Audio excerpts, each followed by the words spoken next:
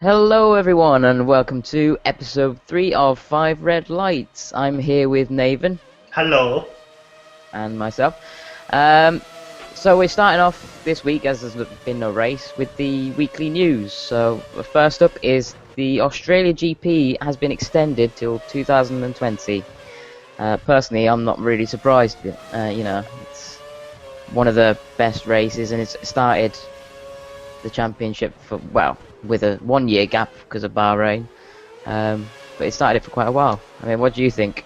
I think it's great. Ron Walker, who runs the Australian Grand Prix, he is one of the most vocal guys in F1, and he's friends with Bernie, but he's always happy to criticise as well. He's a great guy. What's really interesting is, from this deal, the premiere of the Melbourne, the area that Melbourne's in, I get his name off the top of my head, but they were really backing this, and they were explicitly saying that, Melbourne, there's often been controversy over the money they put behind this race, but they were really backing it, and especially really backing Ricciardo, and already saying, they want him to win this race and they want him to be world champion. So, after years of speculation of Australia not putting the money in, looks like Daniel Ricciardo is really securing this race for the future, which is fantastic.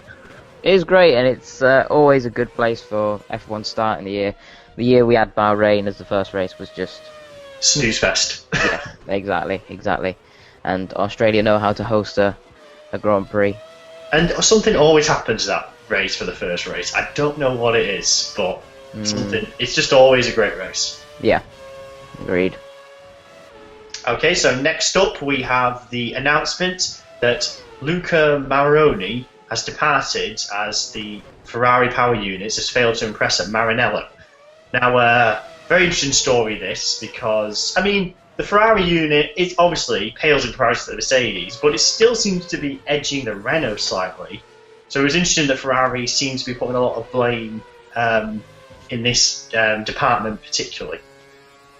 I think Ferrari know that there's still quite a massive gap as far as the engines that Ferrari and Renault have compared to the Mercedes, and they probably just think it's not good enough. Even if it is an alright engine, it's still quite far away from the Mercedes, and Ferrari's aero is probably still not as good as it could be, and that's probably slowing them down a little bit as well. But Ferrari always wants someone to blame, and obviously this time it's Marini. Well, there's also been rumours that Pat Fry might be on his way out soon, which I think would be a shame. I wonder if, a lot of people seem to have been kicked out of Ferrari, like Aldo Costa got kicked out in 2011, I believe, and then he went to Mercedes, and look what he's done there. That's been great. And I wonder if Ferrari, getting rid of Domenicali, that was probably a good decision in the end, but I wonder if they do need a bit of stability, because they do seem to just get rid of people like the second everything doesn't go right.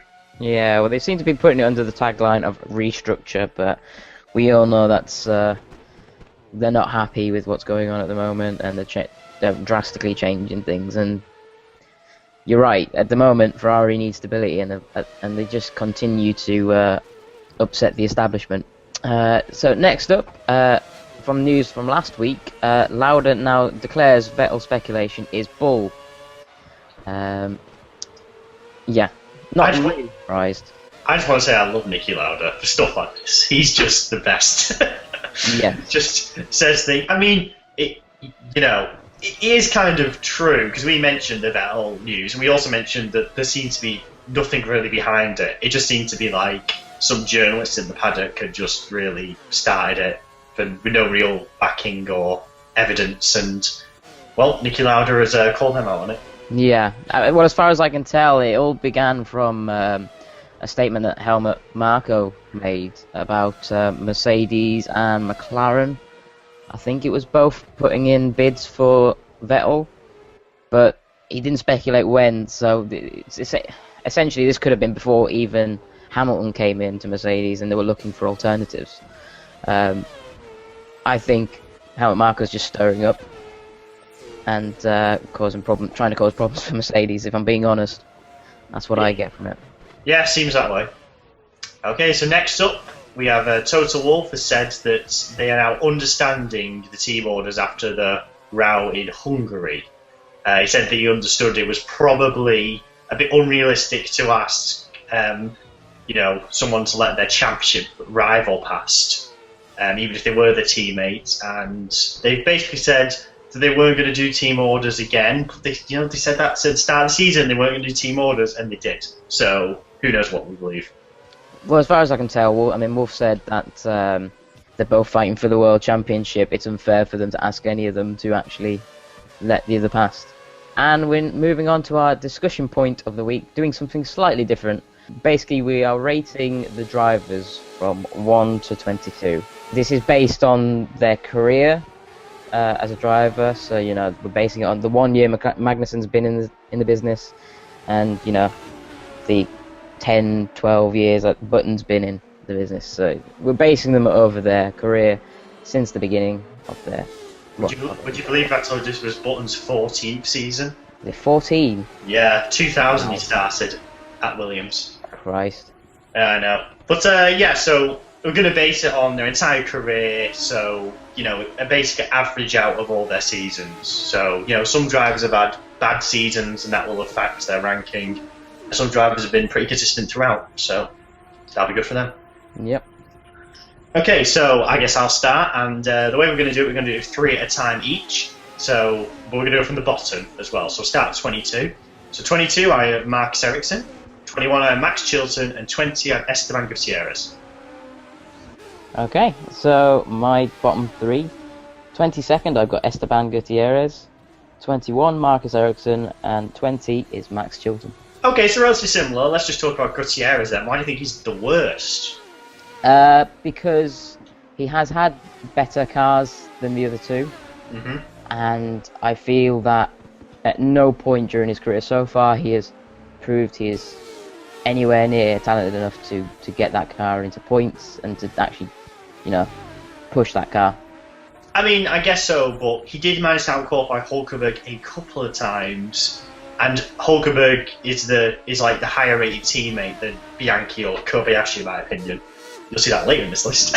And he did score some points, and I know that's unfair on Chilton and Ericsson because they haven't really had the car to score points in.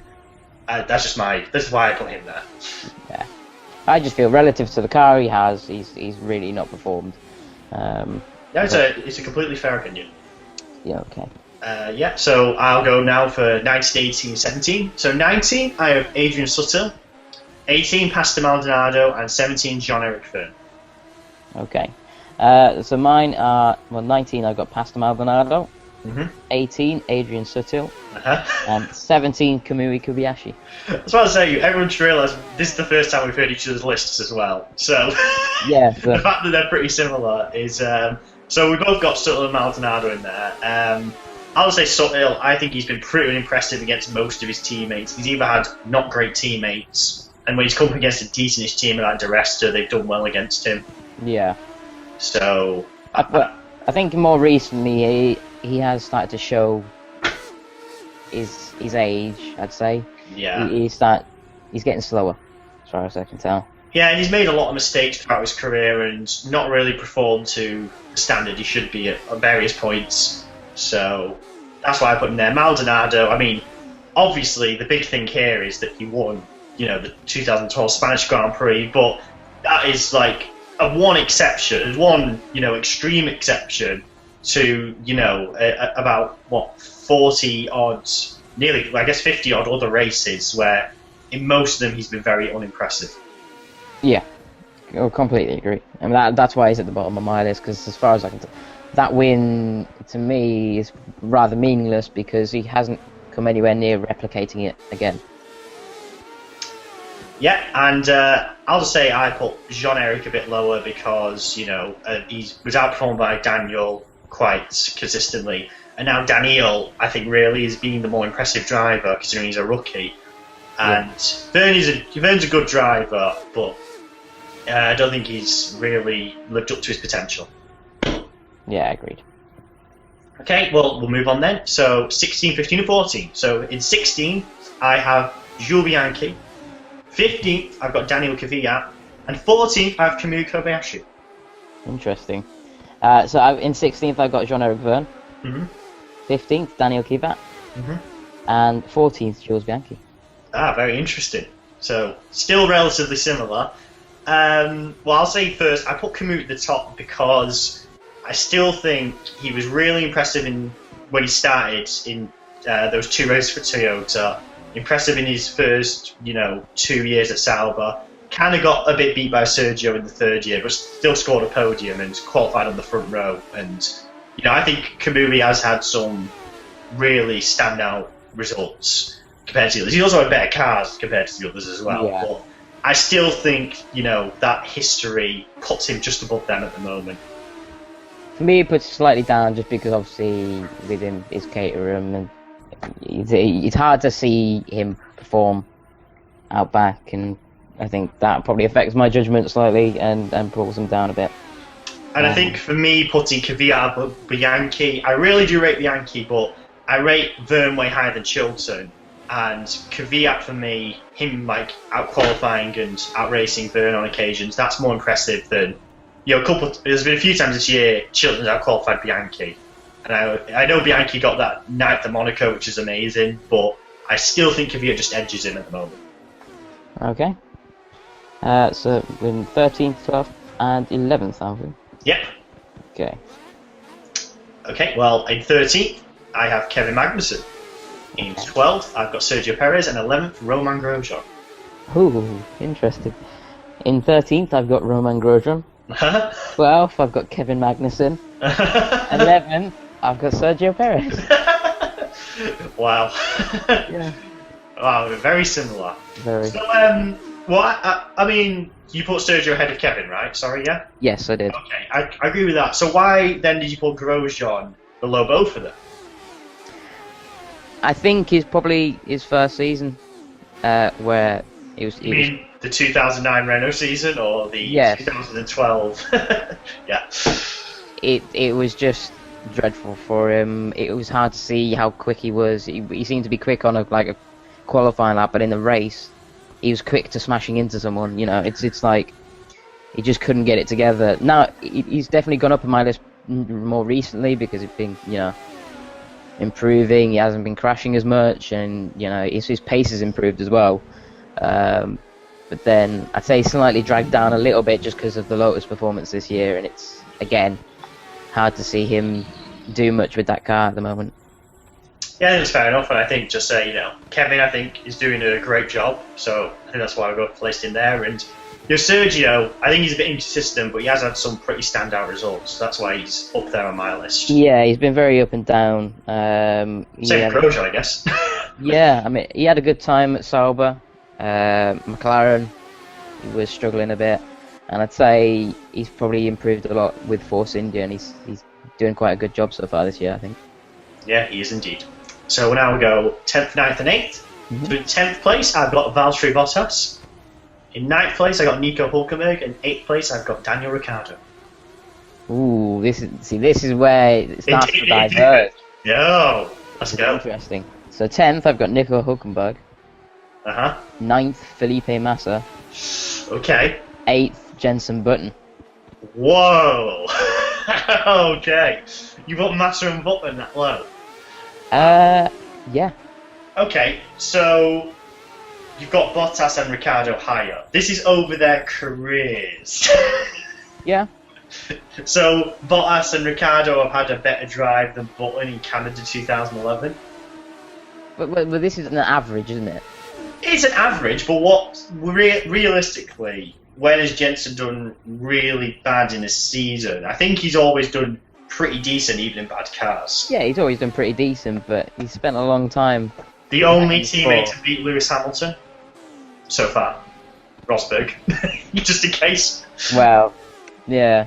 And I don't know. I just think, especially with his performance recently, I feel like Button's starting to go back on the down again. His race performance has still been great. His qualifying is, but I think that's an age thing. Your qualifying goes a bit with age. But his race performances, I think, have still been very impressive, like in Canada, in Britain, in Australia. Yeah, but it just doesn't seem to be all the time for me. I think he's had quite a few. Well, I mean, fair enough, but someone with like 15 wins, I don't see how someone with 2 wins or 0 wins can be put ahead of them. But I don't know. It's And debatable. same with Massa. Yes, recently different, but this Massa won 11 races, were on pole for like 16, and some of those races Massa had in his like 2006, 7, and 8. He was just like the fastest guy in the world on some of those points. But he had like about 3 years where he was just down on performance, and only now is he starting to really kind of. Yeah, but you compare that to 3 really good seasons at Sauber, and then 3.5 really like amazing seasons at Ferrari, because obviously 2009 he missed the second half. And then I agree. The next, but I mean, I personally don't. I think Bottas and Ricciardo both have the potential to be ahead of them. But I think that all that history has to count for a lot against them. Yeah. We both got Hulkenberg in a similar-ish place. Yes. I mean, with Hulkenberg, I rate him so highly, but it is just that he has not yet been given the tools to get more results. He's shown what he can do. He just needs a better car. Yeah. I mean, look at Ricciardo, look at Bottas. Give them a chance. Give Hulkenberg a chance. You gave them a chance, it worked. Exactly. Okay, so I guess this bit is going to diverge a bit for us as well now. 7, 6, and 5. So I've got Massa 7th, Rosberg 6th, and Button 5th. Okay, so I've got neither of them. In fact, I just realised, I need to point out the biggest thing about Jensen, the fact that he's a world champion. I mean, I've just not spoilish, but the 5 top slots are the 5 world champions for me. Because, to me, you can't be ahead. You cannot really be ahead over a career if you've not been the world champion. With few exceptions. Personally, though, I wouldn't put Button in the top 5, because you got to think that if he hadn't have had a leading car, which was like so much quicker than the rest, would he have won that? He didn't. He had a leading car for 7 races. Yeah, which he won all 7. Well, he won 6 of the 7. 6 of the 7. Sorry. Which give him such a lead that when the other cars got faster, it was hard to. I mean, it's not. I mean, at the same time, if Vettel or Webber or like Barrichello, if they had like been more consistent, then they could have caught him at the end of the season. And by the end of the season, the Brawn was like the 3rd or 4th quickest car. It was some races behind the Ferrari, McLaren, and Red Bull. So, and Button's had some victories that have been outstanding. Like, just, I mean, I considering now that I know some of the people who are ahead of them, I don't know. I don't see how they could be. There's 3 non-world champions ahead of Button on your list, I guess. Yes. Wow. Okay, so what have you got? 7, 6, and 5. Valtteri Bottas. 7th, yeah. 6th, Kimi Räikkönen. Okay. 5th, Sebastian Vettel. This list. Whoa. So you put Ricciardo ahead of Vettel? Yes. Vettel's 4 world championships. And 39 race wins compared to 2. I mean, don't get me wrong, Ricciardo's been more impressive this season, but that doesn't mean that I don't think Vettel still might not crush him next season. I don't know. Yeah, I rate Daniel Ricciardo so highly now purely because he is the only person to top the Mercedes so far this season. I rate Daniel Ricciardo very highly as well, but Ricciardo could eat up. Plenty of drivers have ups and downs. Ricciardo, this could be the best season ever. I hope it's not. I think he'll go on and have better seasons, and I think he'll win a world championship at least. But it is so tough to win a world championship, and Vettel's won 4. And I know that a lot of the time he had the fastest car, but he still did the job, and a lot of people didn't. And he has had some races that he won where he wasn't in the fastest car, and he's clearly one of the best drivers on the grid. 5th best driver on the grid. 5th best driver. And you put Raikkonen 6. 6th, yeah. So Rosberg is ahead of Raikkonen, and so is Ricciardo. Yes. No. Oh god, I can't. None of them had a drive like 2005 Japan. I admit Kimi's having a really bad season. I can't think of another. 2008 he wasn't great, but I can't think of another bad season Raikkonen's had in his career. He's been pretty outstanding throughout, apart from 08 and this season.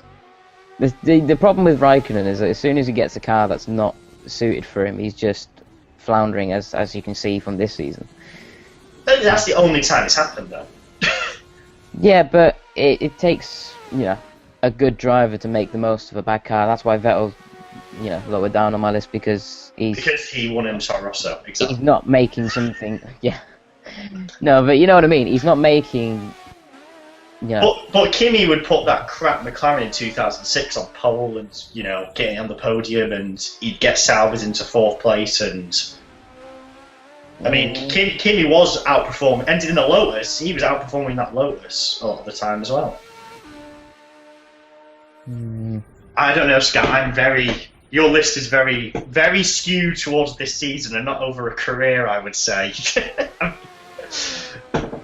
Put it this way: if this was last season, you'd have a lot of those guys further down, right?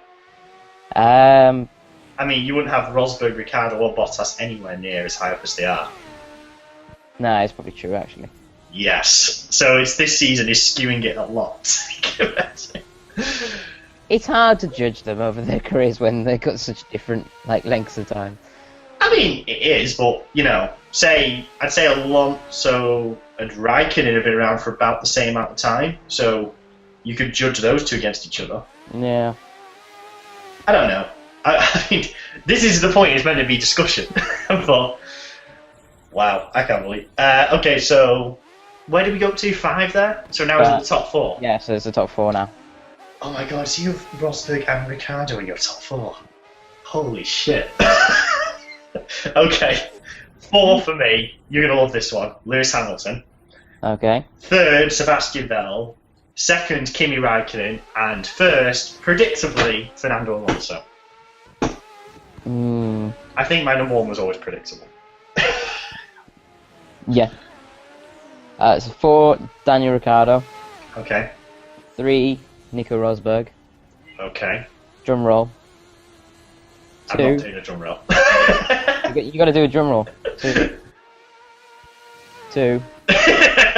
Come on. 2. Thank you. Lewis Hamilton. Oh, good choice. I thought you'd be number 1. 1, Fernando Alonso. Yeah, I mean, either way, I mean, Lewis is also a good number 1.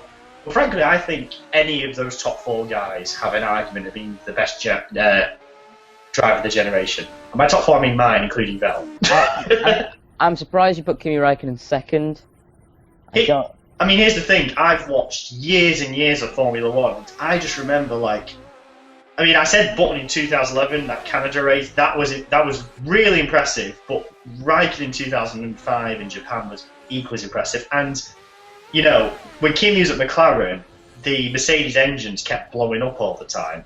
He could have had another 2 titles under his belt just at McLaren if it wasn't for engines blowing up. And he always drove.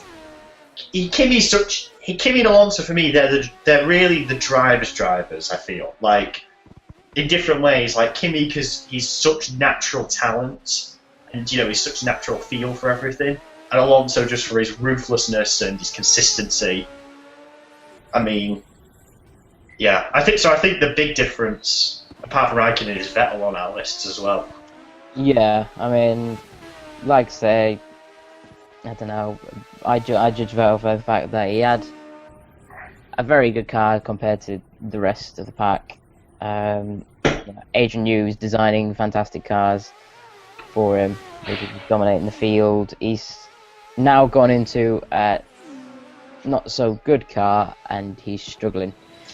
Can I ask then, if you were to put Mark Webber on this list, how low would he have to be then? Mark Webber? Yeah, he'd have to be very low on that list then. If you compare, he had the same car to Vettel those years, and see what Vettel did compared to him. That's true, yeah. I mean, I agree. Vettel, numbers aren't everything, which is hence why I've got Alonso and Raikkonen ahead of Vettel, because I think they've done better in the cars they've had than Vettel has. But I still think, say, Vettel's done better than Lewis, because Lewis has had some, poor periods in his history where he's just not been on it, even with a good car. Sometimes with a bad car, sometimes with a good car. Whereas I think even now, Ricciardo's beaten Vettel, but, even so, not by that much. Yeah. I don't get me wrong, I rate Ricciardo really highly as well, and I'm sure someday he will be a lot further on my list very soon. But the fact is, people can go one of two ways. They can get better, they can get worse. Ricciardo could end up like a Massa. He could just end up not being a thingy. Actually, Rosberg really interested me that you rate him higher than me. That seems weird. Rate him higher than who? You rate him higher than me then, Rosberg. That's interesting, because I thought you wouldn't do that. No, I completely rate Rosberg. I think throughout majority of his seasons, he's always done a really solid job, and he's developed even more now. And he's got Hamilton on a tight leash. He does. I think maybe the only disappointing season Rosberg has had is 2012, even though he won his first race. But that was partly just because of the struggles Mercedes had. But yeah, I think Rosberg has been one of the most consistent drivers throughout his career. Yeah, and I do think for Nico, unlike some of the others, it's a cert that he's going to have a lot more success, just mainly because of the position he's in right now. So his numbers are definitely going to go up. So you can be guaranteed he's going to get more stats behind him. You know what I think would be interesting? We'll see if we do this. Maybe we should revisit this list in a year, see what we think. Yeah. Well, I mean, it was pretty similar up until we got to about 8th, I guess. Yeah. It's when it started to diverge quite a lot. But the important thing is, number 1, Fernando Alonso. And I don't think you can discredit him that. I mean, the only reason why I put Alonso above Hamilton, because you know how much I love Hamilton, is because he has been 100% consistent throughout his entire career, and he has outperformed every single car he's had. Whereas Hamilton has had his downs, and even though I personally think in a one-on-one race in the same car, Hamilton could probably do Alonso, my opinion, but I don't know. I'd say in qualifying, Hamilton has it over everyone generally. Although recent races don't say that. Yeah, well, exactly. But Alonso, he's a different guy in a race. He's on a different level in a race to me than the other guys. It doesn't matter where Alonso qualifies, he's still going to be there fighting for it, and he's the only guy who consistently outperforms his car as well, I'd say. Yeah. He never underperforms his car. I mean, okay, occasionally, but you know what I mean by. I will say I was very tempted to put Vettel second as well. That was between Raikkonen and Vettel. It was really tough for me. The rest of the list was pretty easy. Lewis was a definite 4th because for me, Lewis has so much natural talent, and I think he's really not lived up to his potential, and I think others have lived up to it more. Like say Rosberg, I think Rosberg is at his full-ish potential. I think Lewis there was a bit more he could get out of it, if that makes sense. Yeah. But I think Vettel and Alonso especially, they've probably done the most with what they had. Okay, so now let's move on to the speculation section, and this week we are talking about Marussia. So, first of all, Marussia's position at the end of this season, I don't know about you, but I personally think they will stay 9th. Yeah, I mean, most likely they're going to finish in that position. Unless Sauber can get it together, which I kind of doubt it. I think they're stuck there. I mean, we kind of discussed it last week when we were discussing Sauber, that obviously Sauber's car is better than the Marussia, but I think that in those kind of one-off crazy races where you can score a point, I don't think they've got the good enough drivers to do it. No. So, we'll see. Drive lineup next year, I mean, what do you think? Do you think Bianchi will still be there? I imagine Marussia will be hoping Bianchi's still there. I really don't want him to be there, though. I really don't. I want him to be somewhere better. I think in the whole run of things. I'd be surprised if he did go to Ferrari. I know everyone's talking about it, but I doubt it's going to happen. I can see him maybe moving to Sauber. Maybe, but would it be that much of a step up? Well, that's the thing, but if they promise him a good car and they can convince him, then that's a possibility, you know. Other than Sauber, I struggle to think anywhere else he could potentially go. Yeah, because it's really got to be somewhere with Ferrari links because he's a Ferrari Academy driver. Yeah. So I'm not sure. We'll have to see. I mean, I would love. I mean, if it was me, they should get rid of Raikkonen at the end of the season and put Bianchi in. As much as I love Raikkonen and he was my favourite driver for a long time, you know, I feel like you should just go out with at least whatever dignity you have left. Yeah, agreed. I don't see Raikkonen really going up after next season very much. You know, maybe a bit, but not much. So I'd put Bianchi there. Chilton, I think I don't think he's done anything really to deserve a place, but the amount of money he brings, I think he'll keep his seat. I think if Bianchi goes, Chilton will stay. I agree with you. I agree. If Bianchi stays, Chilton will go. I agree. So who do you think's going to be in that other seat then? Well, we do know that Marussia just signed the reserve driver Rossi. Yeah, exactly. So that's a strong possibility. It is, and again, I don't think he deserves to be in there as well, but he's bringing the money, he's bringing the back in, and as well, you know, obviously Gene Haas wants to see this guy develop for the Haas team, and he's got close links with Ferrari now. Ferrari also close links with Marussia. I'm guessing that Haas wants Rossi to have a year experience of F1 under him before they start the team. Yeah. Yeah, so now we've got to talk about what position we think they'll end up in next year. This is an interesting one, I think. It is, because I think we can both agree they'll be ahead of Caterham again. Yes. So the real question is, would they still be ahead of Sauber? I mean, it's really tough. A year is a long time in Formula One. It is. But with the rate of development Marussia have had over the last couple of years, I think they could really be on the back of the midfielders. Yeah, I think they could as well. I think they could as well. So maybe Bianchi would be a better idea for him to stay there. I mean, who knows? He's got a better idea than we do.